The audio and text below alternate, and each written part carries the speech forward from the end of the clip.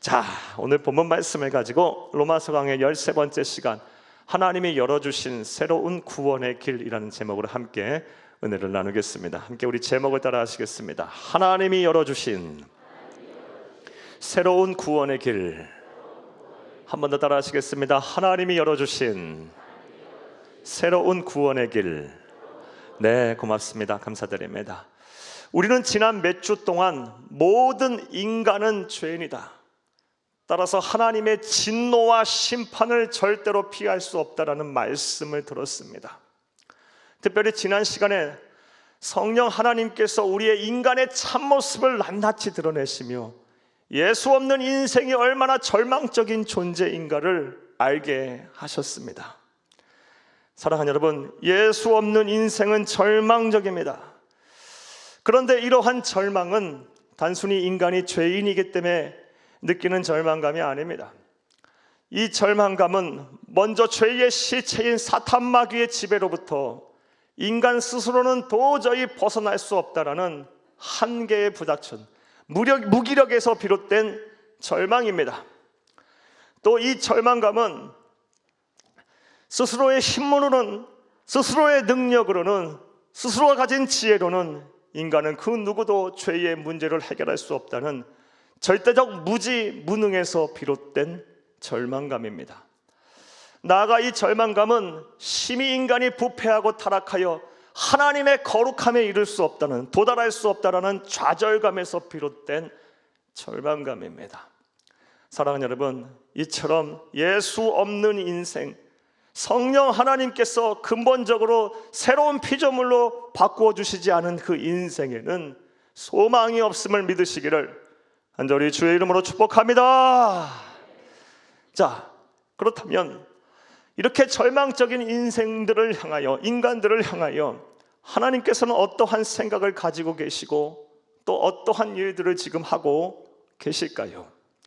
사랑하는 여러분, 인간이 만들어낸 여러 잡신들처럼 하나님도 우리를 향해서 기고만장하더니 잘 됐다, 그렇게 죄 가운데 살더니 한번 당해봐라 하고 우리의 구원에 관해서 나 몰라라 하고 계실까요?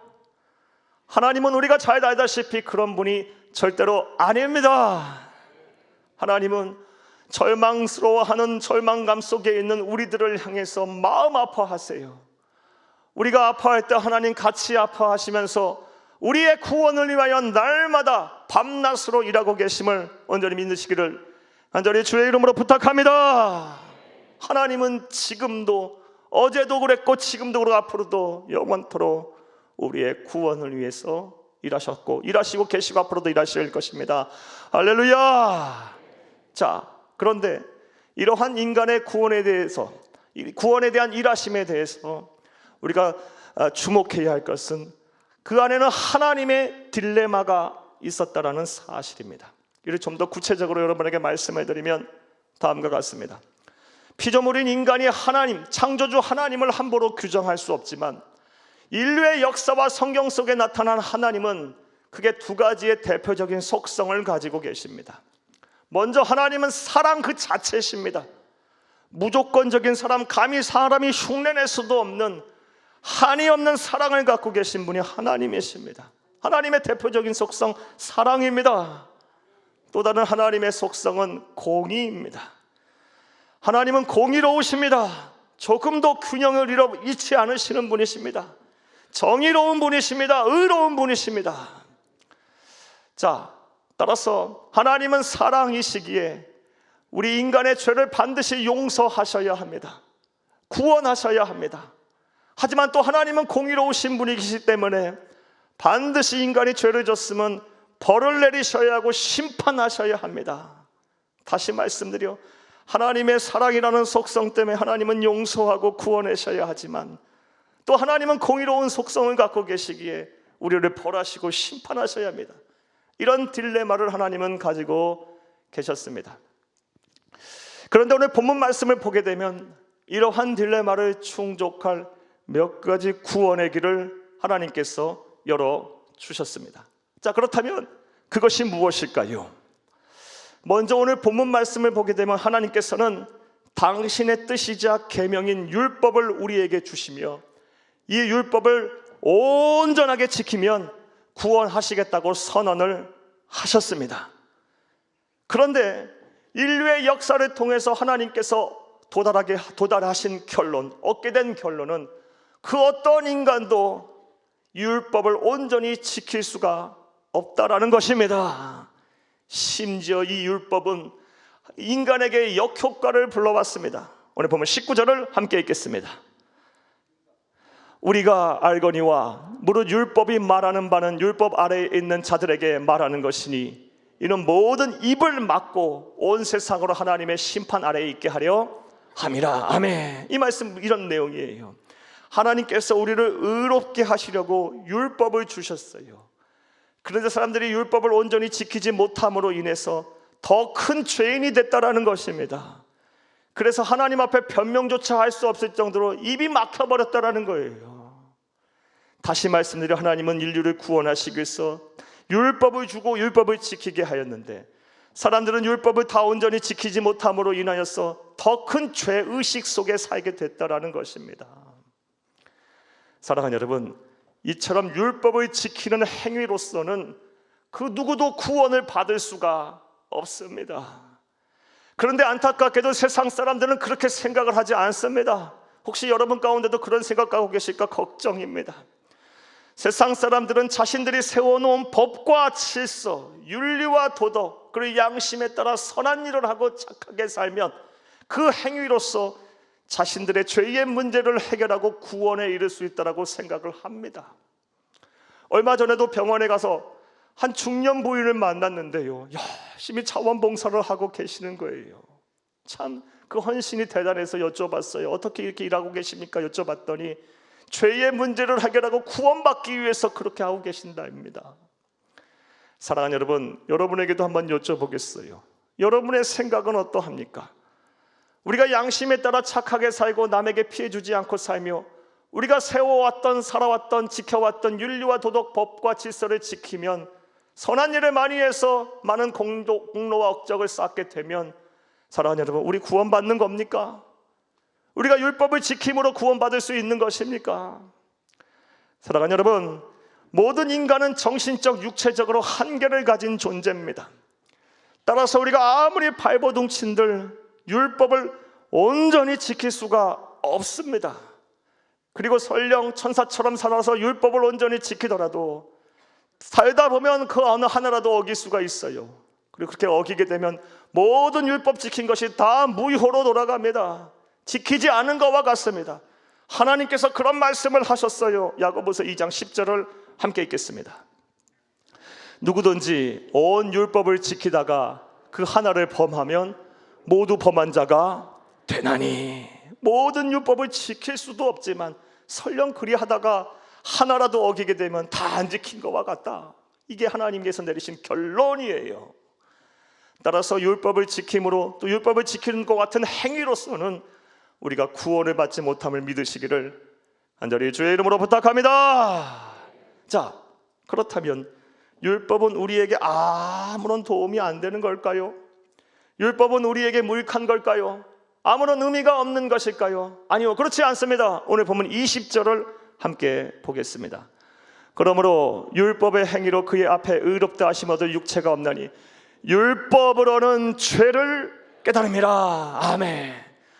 하나님의 뜻, 하나님의 말씀, 하나님의 계명인 율법을 우리가 소유하고 알기 전까지 우리는 하나님의 뜻도 몰랐고 하나님이 싫어하는 죄가 뭔지도 몰랐어요. 하지만 율법을 우리가 소유하고 아는 그 순간부터 죄가 무엇인지 알았고 하나님을 찾게 됐어요. 사랑하는 여러분, 그런 의미로 볼 때 율법은 우리에게 반드시 필요한 거예요. 율법을 통해서 죄인임을 깨닫고 하나님을 찾게 됐으니 이것이 얼마나 큰 은혜이자 큰 유익입니까? 이것을 갈라디아서 사도 바울은 다음과 같이 설명을 하고 있어요. 갈라디아서 3장 24절을 함께 보겠습니다. 이같이 율법이 우리를 그리스도께로 인도하는 초등교사가 되어 우리로 하여금 믿음으로 말미암아 의롭다 함을 얻게 하려 함이라. 아멘. 성령의 감동을 받은 사도 바울은 말하길 율법이 구원에 관해서는 어린아이와 같은 우리를 누구에게로 견인하는, 인도하는, 예수 그리스도께로 견인하고 인도하는 초등학교 교사 선생님들과 같다라는 것입니다. 율법을 통해서 우리는 죄를 깨닫고 예수를 찾게 돼 있어요. 예수께로 나아가게 하여 율법이. 이게 율법의 대단한 순기능이에요. 율법은 우리에게 반드시 필요합니다. 하나님의 말씀, 하나님의 뜻, 하나님의 계명인 율법을 가까이 하시기를 간절히 주의 이름으로 부탁합니다. 그러나 이러한 율법의 순기능에도 불구하고 율법을 지키는 행위로서는 절대로 누구도 구원을 받지 못합니다. 율법을 온전히 지키지 못하기 때문이에요. 그래서 하나님께서는 오늘 본문 말씀을 보게 되면 고민 끝에 하나님의 딜레마를 충족하면서도 새롭고 완전하며 유일한 구원의 길을 열으셨습니다. 자, 그렇다면 그것이 무엇일까요? 오늘 본문 22절을 함께 보겠습니다. 22절입니다. 곧 예수 그리스도를 믿음으로 말미암아 모든 믿는 자에게 미치는 하나님의 은이 차별이 없느니라. 아멘. 하나님께서 고민 끝에 하나님의 딜레마를 충족하면서도 새롭고 완전하며 유일한 구원의 길을 여셨는데 그것이 무엇이냐? 예수를 그리스도로 믿는 것입니다. 할렐루야. 한번 따라 하시겠습니다. 하나님이 열어주신 새롭고 완전하며 유일한 구원의 길은 예수를 그리스도로 믿는 것이다. 한 번 더 따라 하시겠습니다. 하나님이 열어주신 새롭고 완전하며 유일한 구원의 길은 예수를 그리스도로 믿는 것이다. 할렐루야. 이것을 온전히 믿는 저와 여러분 되기를 간절히 주의 이름으로 축복합니다. 자, 그렇다면 예수님께서 이 세상에 오셔서 도대체 무엇을 하셨기에 하나님이 열어주신 새로운 구원의 길, 완전한 구원의 길, 유한한 구원의 길이 되셨을까요? 자, 이제부터 따라 하시겠습니다. 첫째로 예수님께서 십자가에서 죽으심으로 우리를 구속하셨습니다. 예수님께서 십자가에서 죽으심으로 우리를 구속하셨기 때문에 하나님이 열어주신 새롭고 완전하며 유일한 구원의 길이 되신 것입니다. 오늘 보면 23, 24절을 함께 보겠습니다. 모든 사람이 죄를 범하였음에 하나님의 영광에 이르지 못하더니 예수 그리스도 예수 안에 있는 성령으로 말미암아 하나님의 은혜로 값없이 의롭다 하심 얻은 자 되었느니라. 아멘. 24절 성령, 개역 한글판 이전 성경에는 구속이라고 되어 있어요.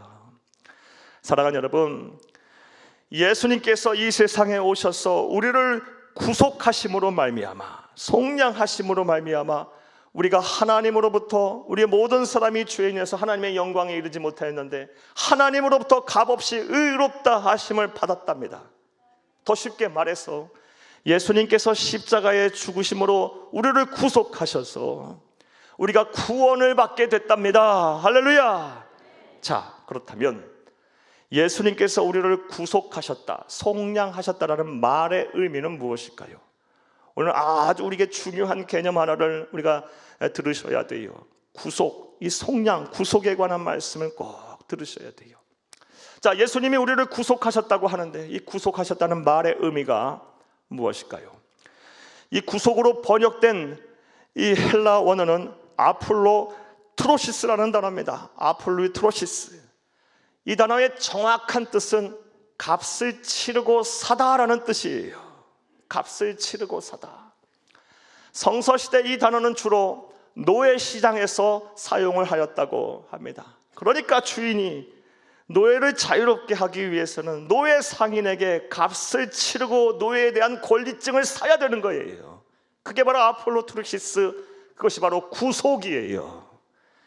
이 단어를 우리 주 예수 그리스도에게 적용을 하면 놀라운 은혜의 복음이 됩니다. 잘 들어보시기를 바라요. 사랑하는 여러분, 우리가 예수님께 구속을 받았다라는 한 것은 우리가 과거 이전에 노예였음을 의미합니다. 사랑하는 여러분, 그렇다면 우리가 누구에게, 무엇에게 노예로 살았을까요? 이전에 말씀드린 대로 죄의 시체인 사탄 마귀의 노예였어요. 죄의 노예였어요. 탐욕의 노예였어요. 거짓의 노예였어요.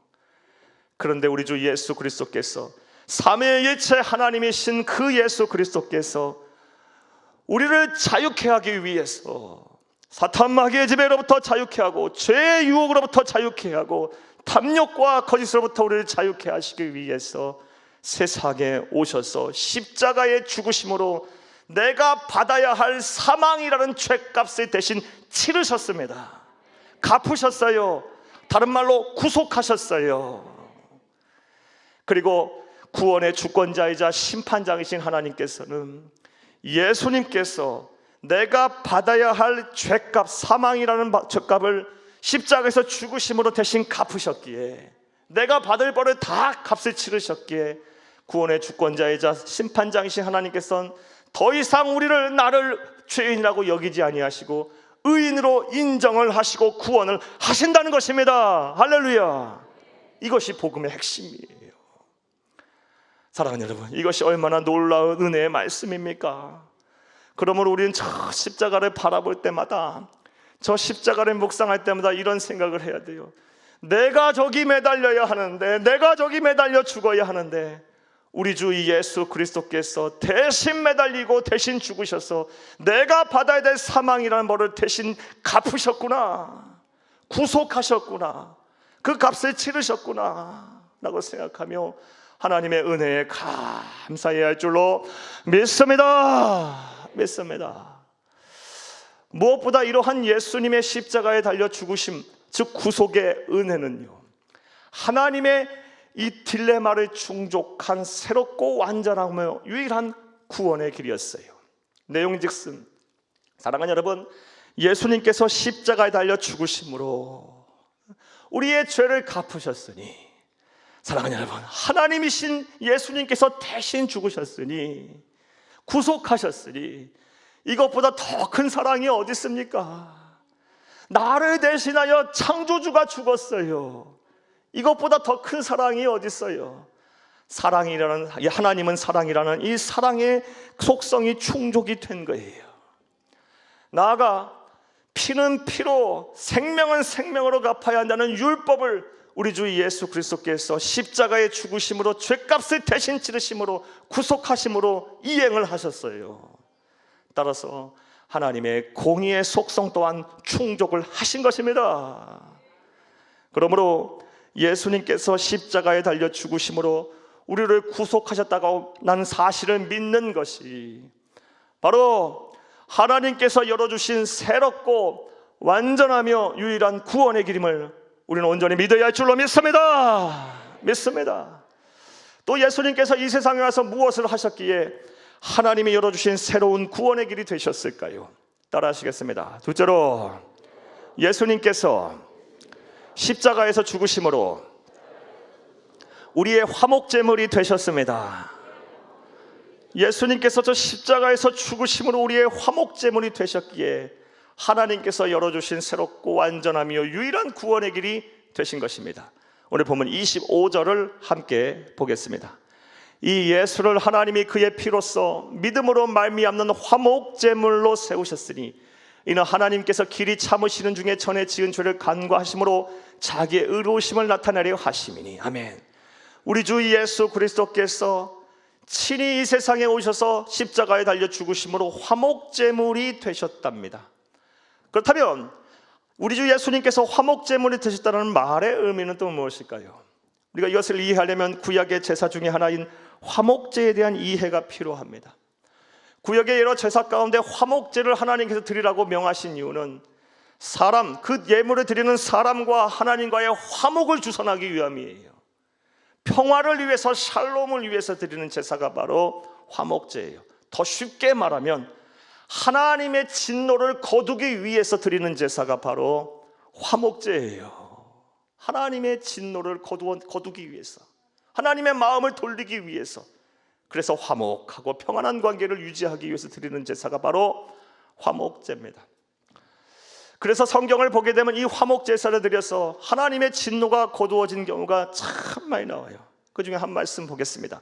창세기 8장 20절에서 22절을 함께 보겠습니다. 노아가 여호와께 제단을 쌓고 모든 정결한 짐승과 모든 정결한 새 중에서 제물을 취하여 번제로 제단에 드렸더니 21절 여호와께서 그 향기를 받으시고 그 중심에 이르시되 내가 다시는 사람으로 말미암아 땅을 저주하지 아니하리니 이는 사람이 마음이 계획하는 바가 어려서 악함이라 내가 전에 행한 것 같이 모든 생물을 다시 멸하지 아니하리니 22절 땅이 있을 동안에는 심음과 거둠과 추위와 더위와 여름과 겨울과 낮과 밤이 쉬지 아니하리라. 아멘. 사랑하는 여러분, 이 말씀은 잘 아는 말씀이에요. 노아 홍수 이후에 유일하게 하나님의 은혜로 살아남은 노아와 그 일행이 일가가 무엇을 합니까? 짐승을 제물로 삼아 이 화목제의 원형인 제사를 하나님 앞에 드려요. 그랬더니 하나님께서 그 제사를 받으시고 진노를 거두셨어요. 더 이상 화를 내지 않으셨어요. 분노하지 않으셨어요.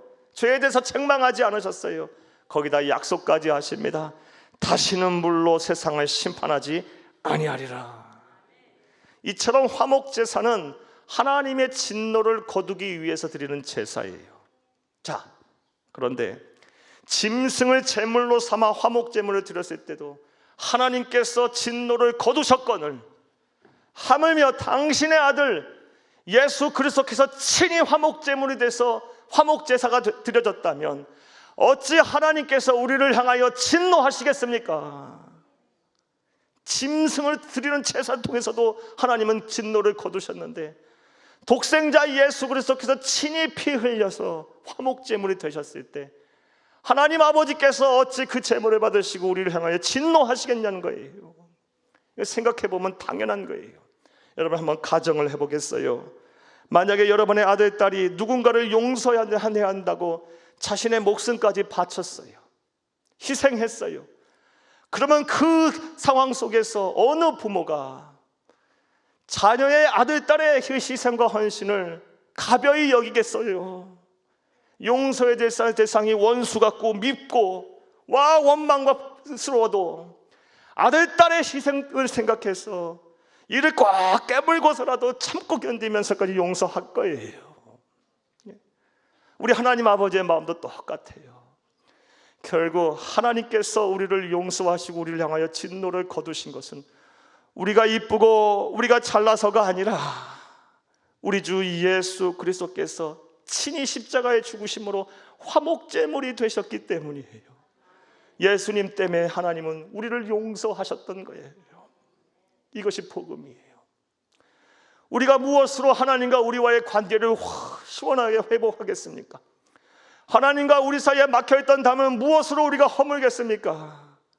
하나님이신 예수님께서 친히 십자가에 죽으심으로 화목제물이 되심으로 예수 그리스도의 공로로 말미암아 하나님과 우리 사이에 막혀있던 담이 다 무너진 것입니다. 관계가 회복이 된 것입니다. 다시는 하나님이 우리를 종으로 여기시지 아니하시고 우리를 친구로 여기시고 당신의 자녀로 삼으시고 하나님 나라의 백성으로 삼으시는 것입니다. 이 모든 것이 예수 그리스도의 공로예요.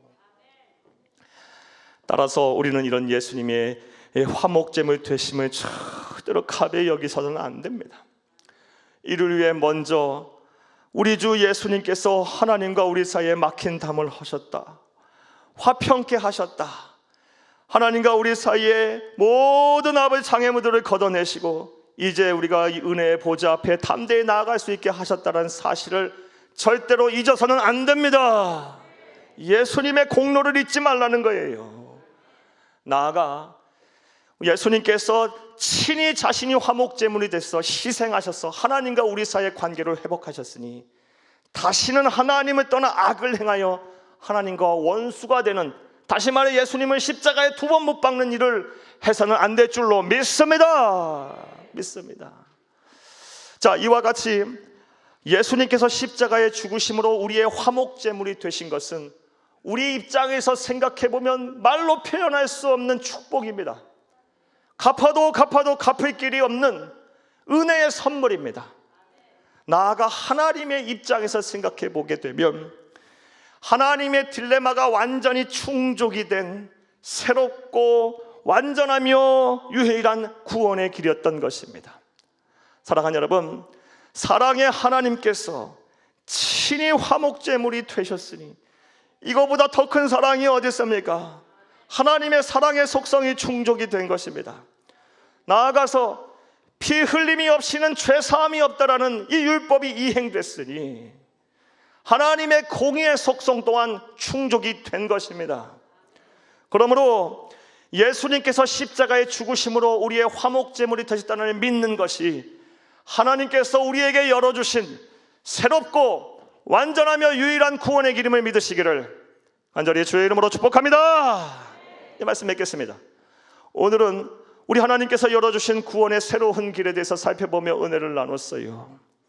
먼저 예수님께서 십자가의 죽으심으로 우리를 구속하셨어요. 우리가 받아야 될 사망이라는 벌을 대신 다 받으시고 그 값을 청산하셨어요. 치르셨어요. 구속하셨어요. 그리고 우리가 이 사실을 믿고 우리의 삶, 우리의 생명을 하나님께 맡기면 영원토록 우리와 함께 하시며 반드시 우리를 구원하실 것입니다. 우리는 죄인이지만 우리를 의롭다 여기실 거예요. 의인으로 인정하실 것입니다. 할렐루야. 나아가 예수님께서 십자가의 죽으심으로 우리의 화목제물이 되셨다는 사실을 믿으면 하나님과 우리 사이에 걸릴 것이 없어요.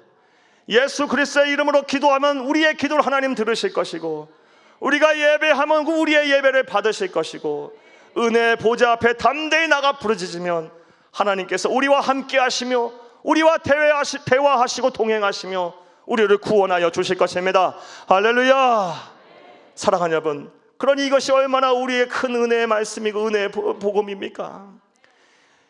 우리 예수님께서 행하신 이 일을 생각하기만 하면 감사와 감격이 터져나올 수밖에 없어요. 이 은혜를 어떻게 갚을까요? 사랑하는 여러분, 도대체 우리가 누구고 무엇이길래 하나님께서는 자신을 희생하면서까지 이런 일을 우리에게 행하시고 계실까요?